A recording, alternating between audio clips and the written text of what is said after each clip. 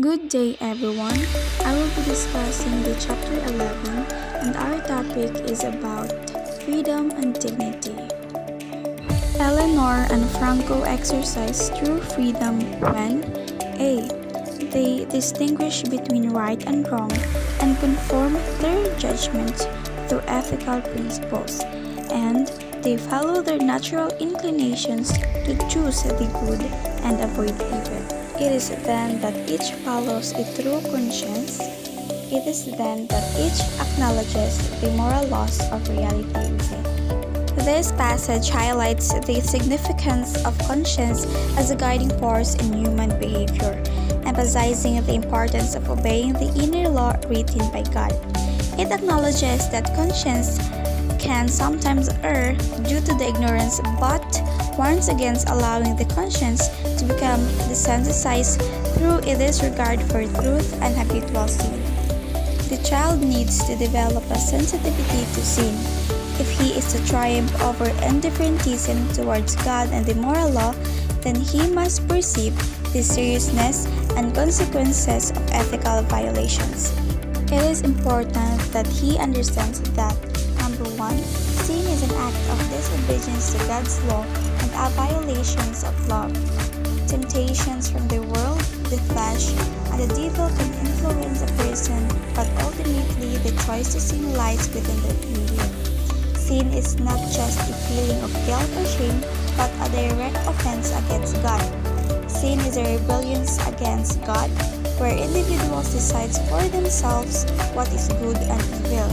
Sins can be committed in thought, word, and deed, and can be categorized as a formal, the voluntary, or the material, the involuntary.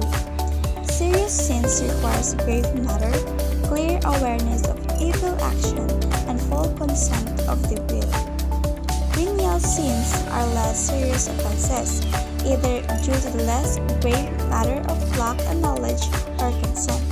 Lastly, regardless of the type of sin, it creates interior disorder and the sinner and can corrupt social interactions.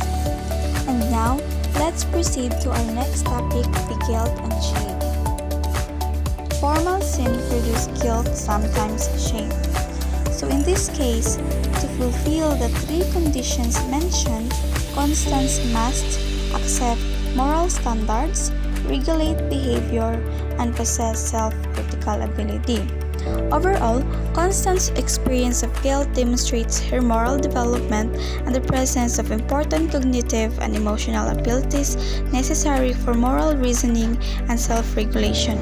It is a positive sign that she is developing a strong moral compass and the capacity to align her behavior with her internalized values. Guilt and shame are distinct emotional reactions with different triggers and consequences.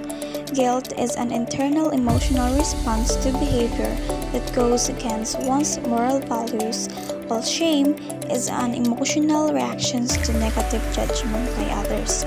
Guilt relies on both internal and external sanctions, while shame is more influenced by external judgments. Understanding the differences between guilt and shame can help individuals navigate their emotions and make positive changes in their behavior. Child's behavior is indeed influenced by guilt, while shame controls it. Morally matured individuals may experience both guilt and shame, but guilt tends to have a more significant impact on controlling behavior in the absence of external control. Values education plays a crucial role in the emotional and moral development of children. In this way, values education guides children like David to mature emotionally and morally by helping them develop a deep-rooted sense of empathy, ethical reasoning, and a commitment to upholding values that promote respect, kindness, and dignity for oneself and others. Finding a balance is crucial. Understanding the difference between healthy guilt and excessive guilt can help individuals to develop a healthy sense of responsibility and self-awareness. It's important to recognize when guilt serves as a constructive guide for behavior and when it becomes a burden that hinders emotional growth. Healthy guilt serves as a constructive mechanism that guides individuals to take responsibility, learn from their mistakes, and grow morally.